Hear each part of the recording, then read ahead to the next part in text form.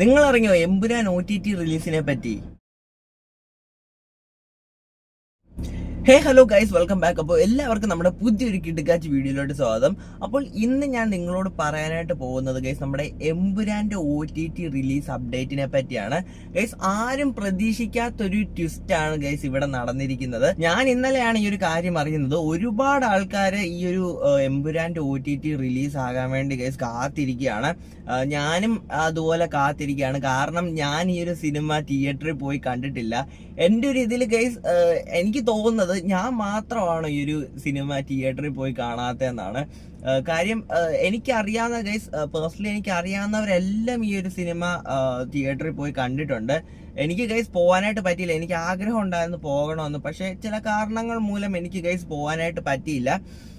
എന്തായാലും കുഴപ്പമില്ല. നമ്മുടെ ഈ ഒരു എമ്പുരാന്റെ OTT കേസ് ഉടനെ തന്നെ ഇറങ്ങുന്നതാണ്. അതിന്റെ കാര്യങ്ങളെല്ലാം ഞാൻ പറയാം.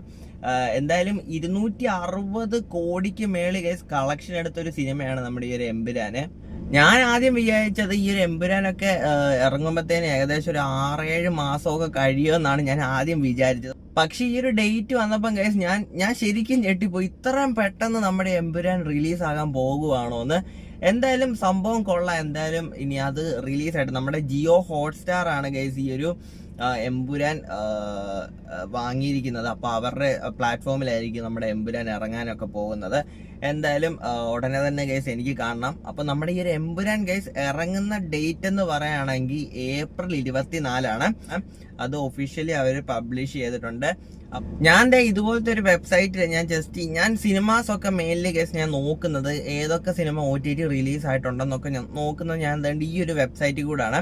അപ്പോൾ ഞാൻ ജസ്റ്റ് ഇങ്ങനെ ഈ ഒരു വെബ്സൈറ്റ് ഇങ്ങനെ നോക്കിയപ്പോൾ ഗൈസ് നമ്മുടെ എമ്പുരാൻ 24 തീയതി ഇറങ്ങുമെന്നും പറഞ്ഞ് അതിൻ്റെ അകത്ത് കിടക്കുന്നു. അപ്പോൾ ഇത് സത്യമാണെന്നൊക്കെ ഞാൻ കുറെ നോക്കി ഗൈസ്. അതിന് ശേഷമാണ് ഞാൻ ഈ ഒരു വീഡിയോ ചെയ്യുന്നത്. അപ്പം നിങ്ങൾ കട്ട വെയിറ്റിങ്ങിലാണോ എമ്പുരാൻ കാണാനായിട്ട്?